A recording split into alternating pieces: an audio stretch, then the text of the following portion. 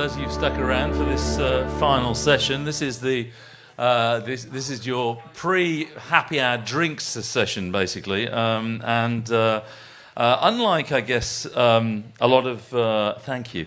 Unlike a lot of the panels you've heard today, this is more of a, well, it comes right up to date, but it's got more of a historic bent because I talked earlier about the relationship between the UK and the UK industry and what's happening in the UK industry now. But this is kind of how we got there, and the kind of long, complicated, sometimes exciting, sometimes difficult relationship, the sort of ups and downs of our relationship with the US and the UK. And it came out of I was asked by the Motion Picture Association of America, which turned 100 this year, representing obviously the studios and now the streamers, and they basically said, well, you know, we've been going for 100 years, and it looks like for most of that 100 years there's been a relationship with the UK.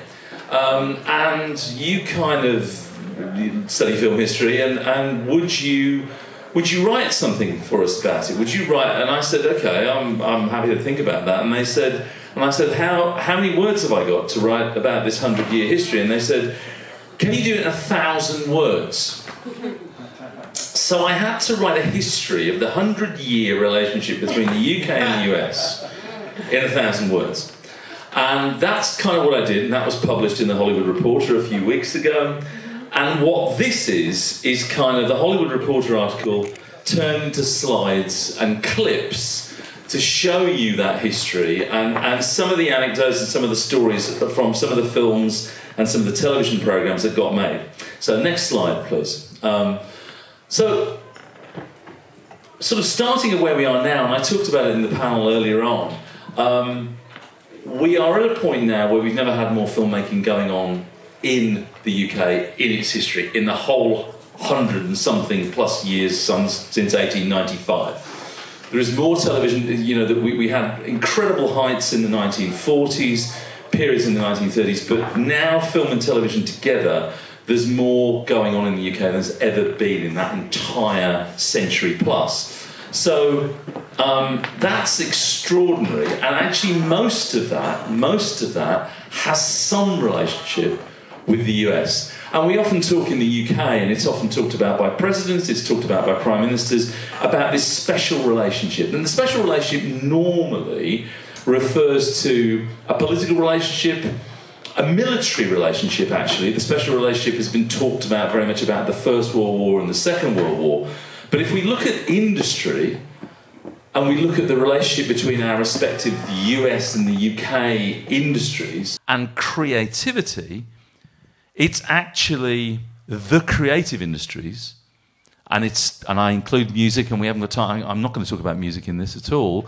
But if you look at music, you look at fashion, and you look particularly at film and television, it's film and television that has the most, outside of the military and political, has the most enduring relationship between your country and our country, between the US and the UK. It's film and television that has been sustained most consistently, most strongly, economically, culturally. It's film and television. Next slide. How did that start? Well, obviously, in terms of there were parallel developments in terms of both the technology of film, the marketing of film. There were European powerhouses. Germany was probably the biggest powerhouse in Europe, actually, in the beginning of cinema, along with the Hollywood industry.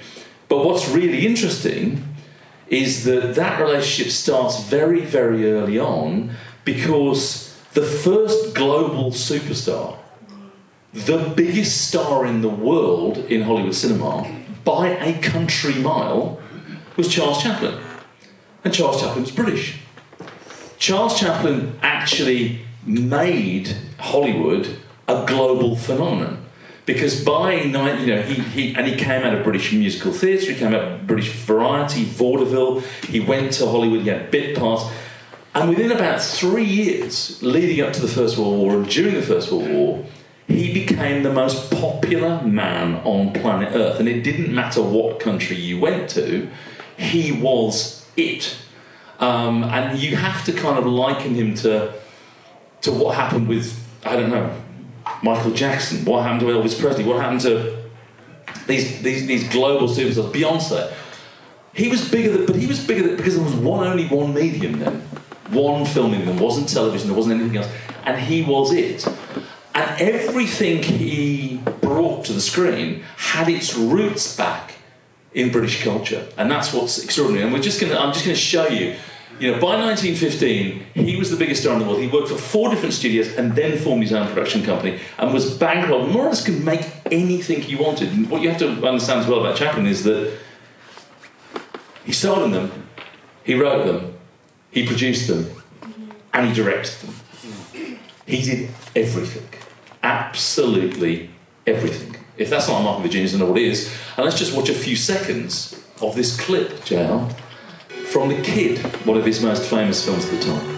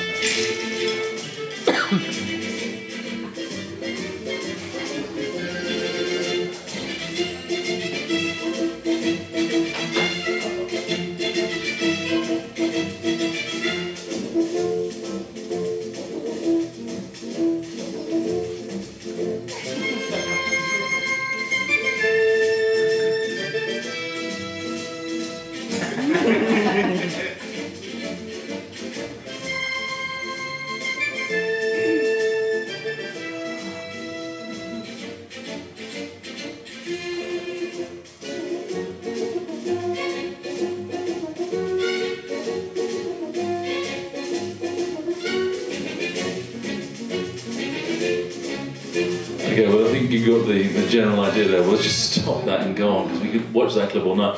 So, okay, so that's Chaplin. So immediately there's a kind of cultural and creative bond between Britain and the UK, which is pretty unique, because he's given the biggest star in Hollywood, he's given Hollywood their biggest ever star.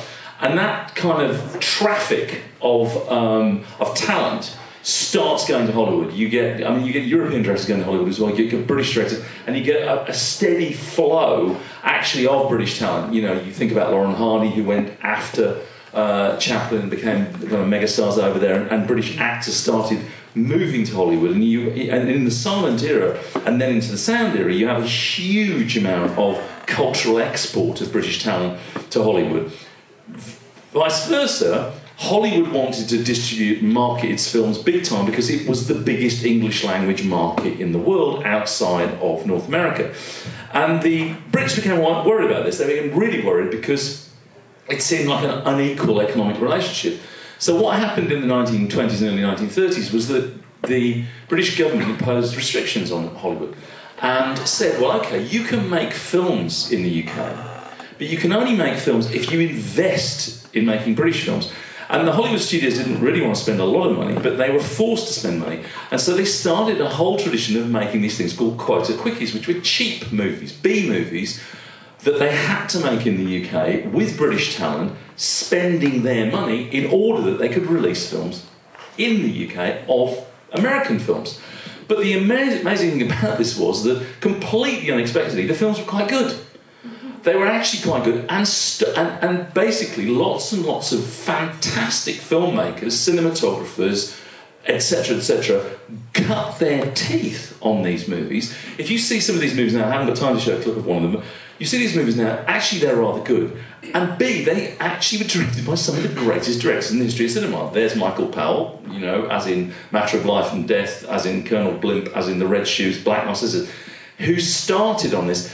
And what happened was that Hollywood inadvertently paid for the training of the whole next generation of great filmmakers who would go on to make the masterpieces of the 1940s, the 1950s, and the 1960s. So Hollywood, in having to make movies in the UK, provided us with the training resource that formed the foundations for classic British cinema. Next slide. And then it just sort of got better. What happened was Hollywood then thought, well, we've got this incredible repository of talent outside North America. We're having to spend money here. Let's invest more money to harness that talent. And so actually divisions of the US studio started to set up in the UK. Fox had a big operation here. They invested in film studios, and you suddenly have really kind of actually very, very good films getting made, including this one, Wings of the Morning, which it was the first Technicolor movie shot in Europe. I think we've got a clip of it now, haven't we? So all of a sudden it's not cheap films that are being made in the UK, it's actually very expensive films that are being made in the UK, harnessing British talent. And as I said, what happened is that you have a whole new generation of British filmmakers, and you have suddenly, you've got Michael Powell coming up, you've got this guy, Alfred Hitchcock coming up, you've got genuinely really important film studios commissioning content, Ealing, Rank, Gainsborough, which have all become brands. And you have American studios investing in British talent, British content, and the whole landscape of British cinema changes. Most of what we understand as classic British cinema kind of comes from this period of the 30s leading into the war. And let's go on. And the war years, I mean, the war years basically, there was the exchange was obviously partly interrupted. It's a bit like COVID, except it lasted 5 years, because you couldn't move films around and you couldn't move people around. There were exiled people in the UK from the US that stayed there. There were some people from the UK that had worked in Hollywood cinema, like David Niven, who came back to fight in the war and film. Laurence Olivier came back from America to make the Henry V films, which were distributed by the Shakespeare films, which were distributed by US studios. So you had that kind of exchange going on, but obviously it was complicated. It wasn't really. The economic and creative relationship really wasn't refired in a big way until we get into the post-war era. And then all kinds of interesting things start going on. And The Third Man is a classic example of this. It's made by a European famous producer, Alexander Korda, who's originally Austro-Hungarian, but he's based in Britain. He has studios in Europe. And he gets money from David O. Selznick in the US to make the first European film noir, the masterpiece, The Third Man. So you've got a film that is absolutely European, shot in Vienna, produced by an Austro-Hungarian, directed by a Brit, written by a Brit, and bankrolled by the Americans. That's the kind of creative collaboration that was going on. Let's just see a second or two of The Third Man.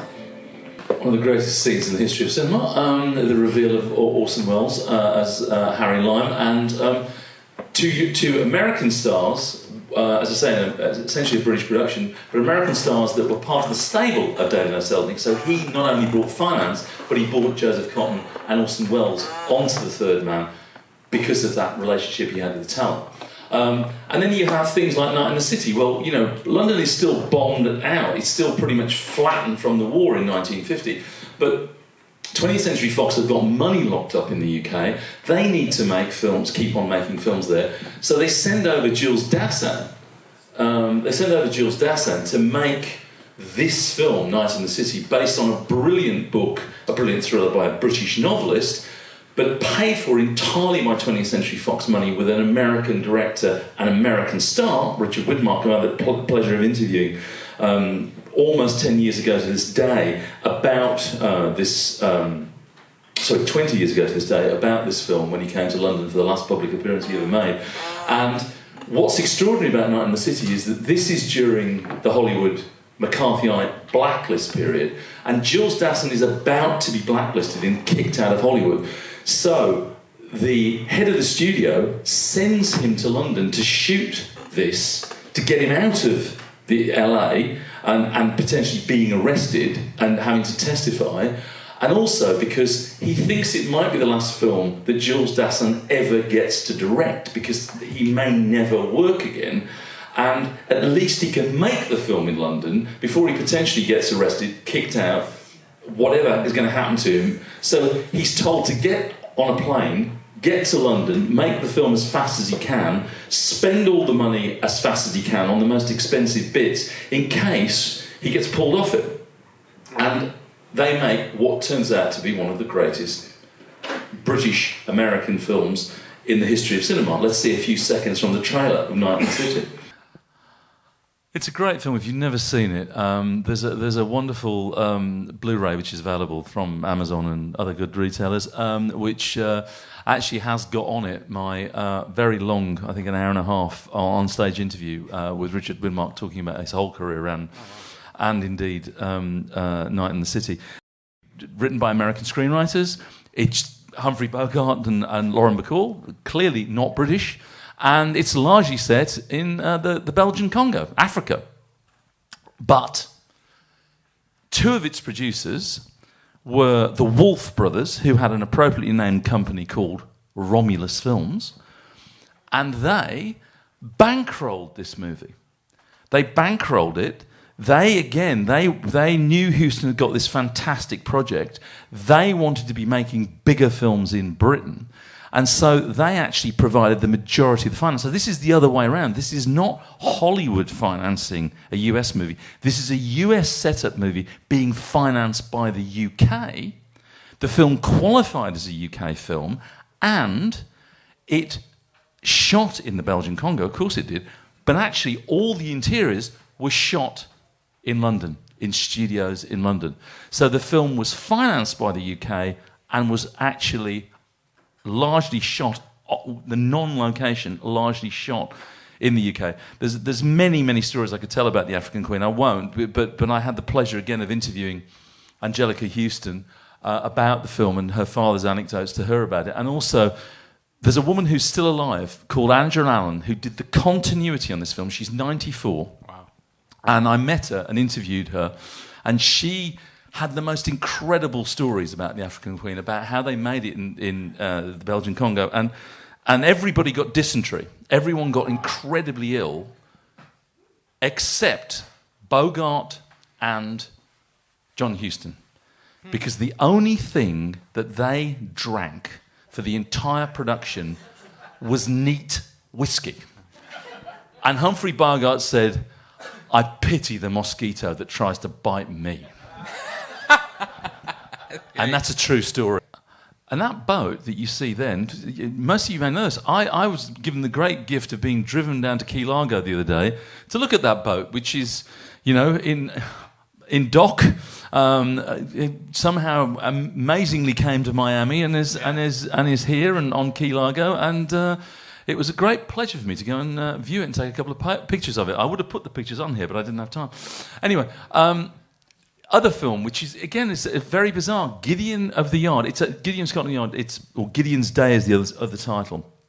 Gideon's Day is the only film the legendary Western director John Ford ever made in the UK. He made The Quiet Man with John Wayne in Ireland, but the only film he ever made in the UK was a very, very, very British police story based on a famous novel by the top British crime writer, John Creasy.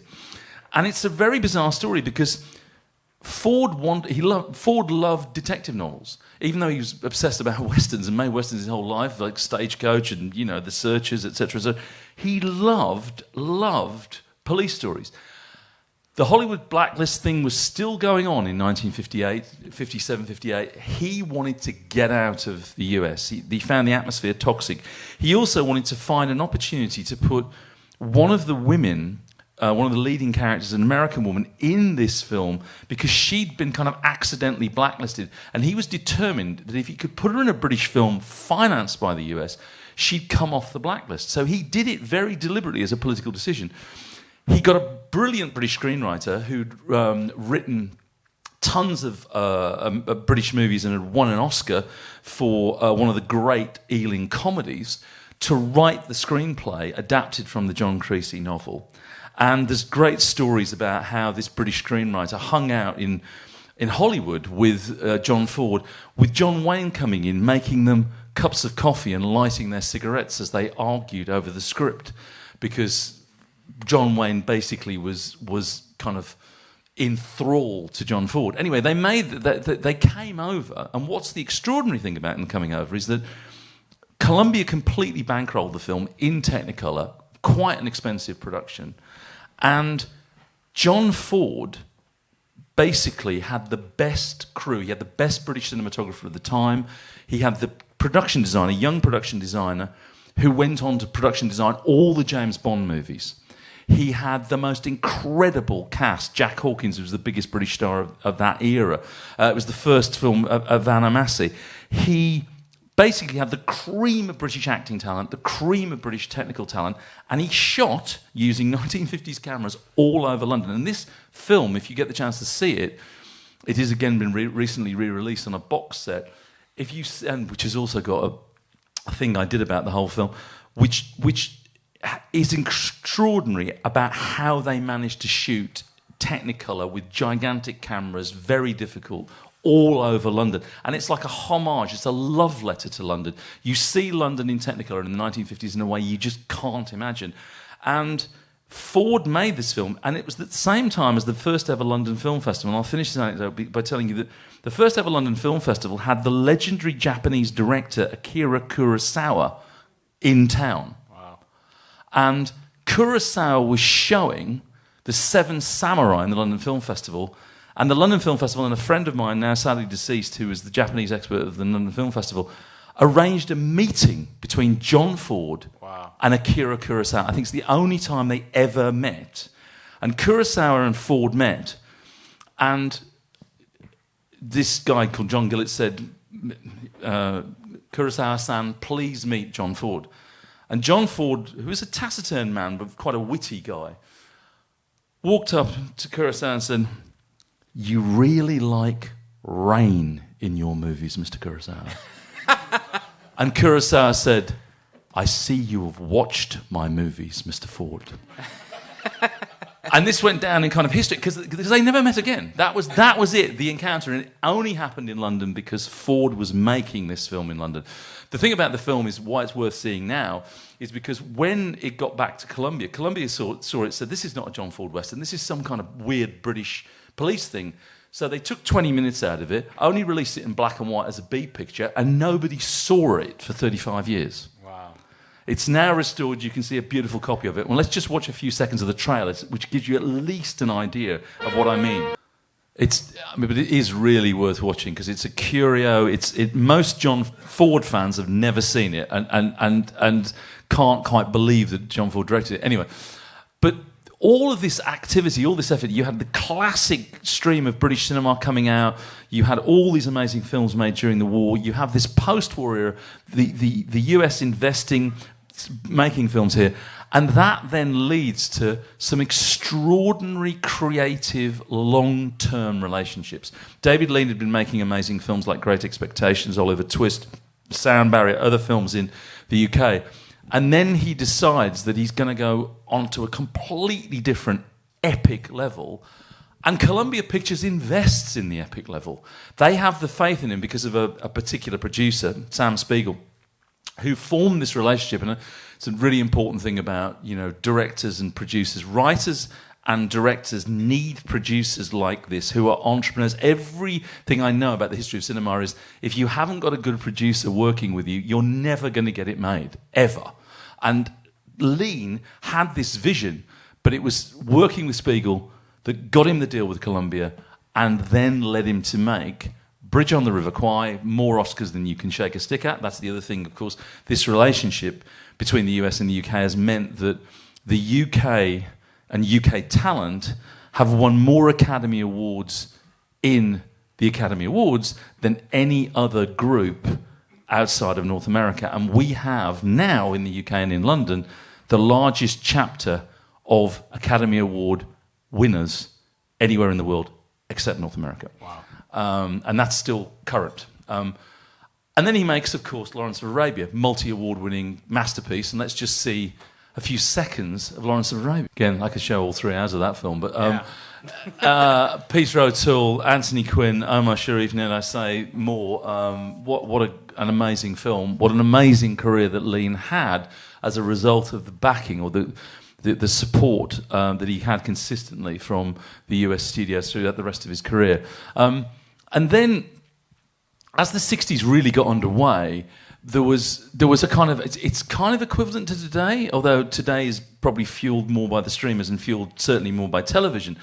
But the 60s, the paradigm changed in the 60s. You had these incredible directors. You had this this ongoing creative and financial relationship. And then, basically, you have Hollywood England. And for 10, 12 years, you have an absolute ton of movies being made in the UK, funded by the US. Not just US-related stories, but British stories, which had American directors sometimes directing them, had American talent in them coming over, and sometimes not. You know, films like Alfie, The Beatles' A Hard Day's Night, which are funded by the US, are quintessentially British. And of course, you have this little franchise starts, this low-budget franchise called the James Bond series.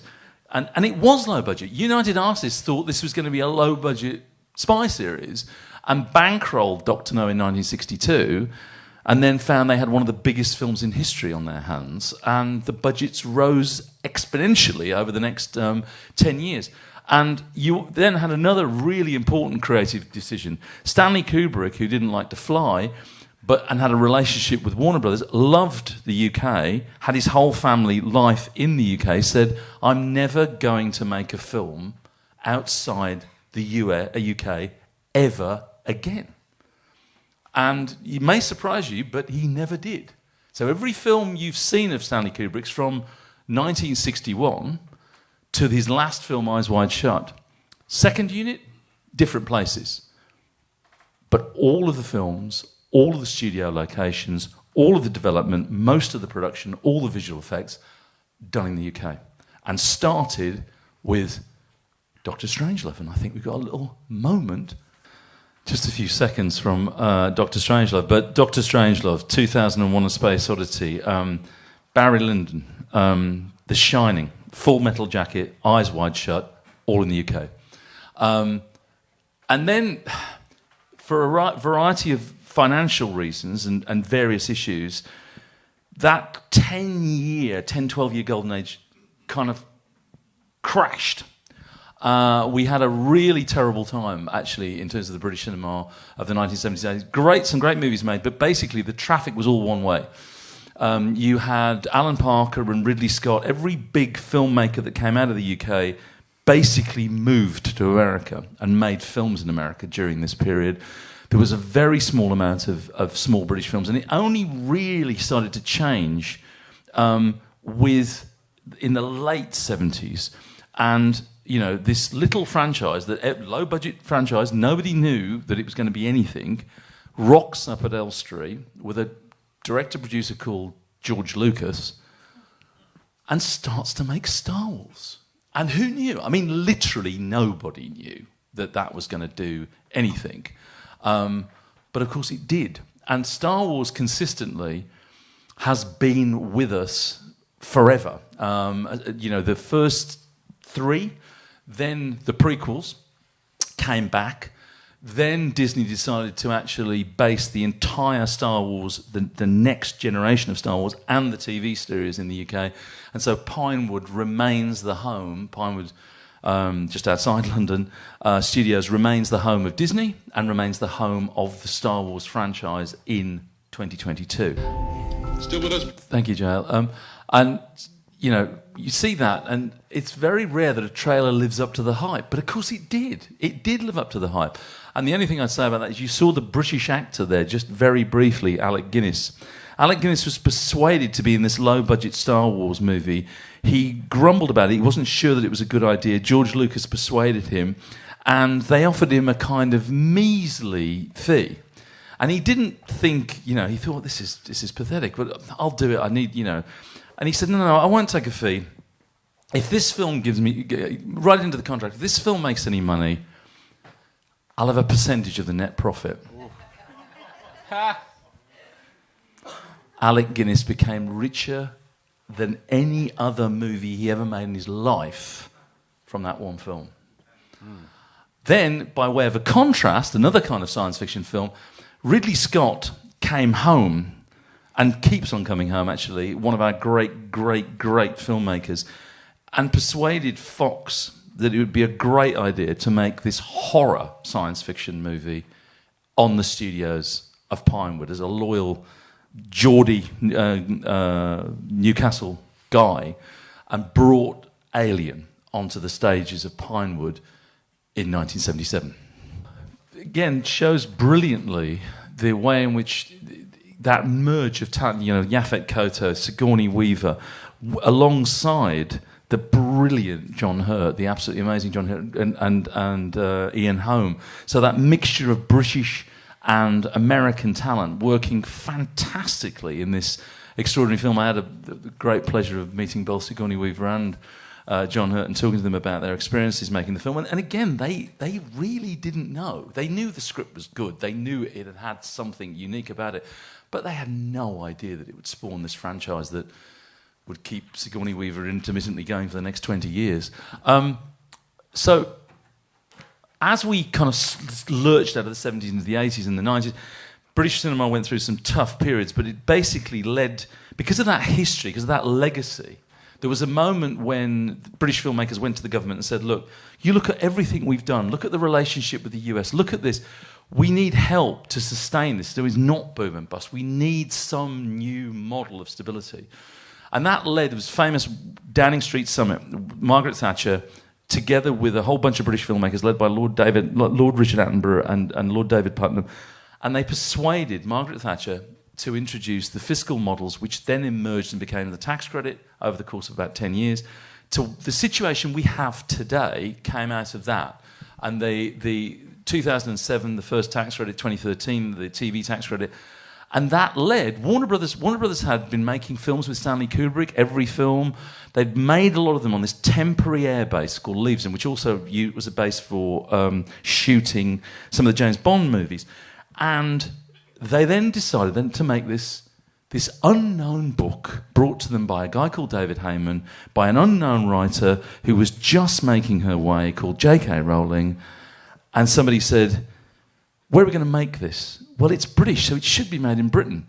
The tax credit came in, and Warner Brothers said, OK, well, we'll make the first book and see how it goes. And how many now?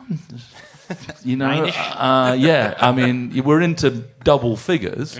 And each of those films has ended up costing something like 300 to 450 million each, and has made billions and billions for Warner Brothers, and employed people in the UK for a generation, led to a £300 million studio build in Warner Brothers Leavesden, which is very much still there, with a Harry Potter tour, still making Fantastic Beasts, still making Mission Impossible.